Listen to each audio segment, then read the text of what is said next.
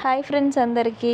నేనైతే పచ్చిపల్లికాయ మంచిగా ట్రప్పులేసి అయితే కడుగుతున్నా. నాకు తినాలనిపించింది అనగానే మామయ్య అయితే తీసుకొని వచ్చిండు. ఇగో మా పెద్ద కన్నయ్య అయితే అస్సలు వీడియో తీయనియట్లేడు, మామయ్య ఎత్తుకొని వీడియో తీస్తుండు.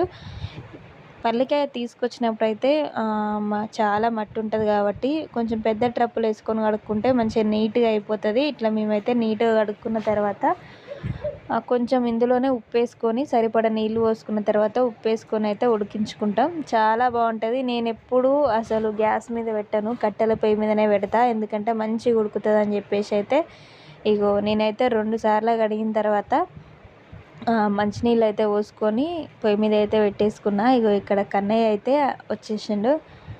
ఇగో ఇక్కడ ఆల్రెడీ ఫస్ట్ టైం మంట వేసుకున్నా, ఇంకా అది 2 టైమ్స్ కడుక్కొని నీట్గా పొయ్యి మీద అయితే పెట్టుకున్నా. ఇదైతే సాయంత్రం ఉడకబెట్టుకున్నాం, పొద్దున సరికి ఇంకా టేస్ట్ బాగుంటాయి. వీడియో నచ్చితే లైక్ చేయండి.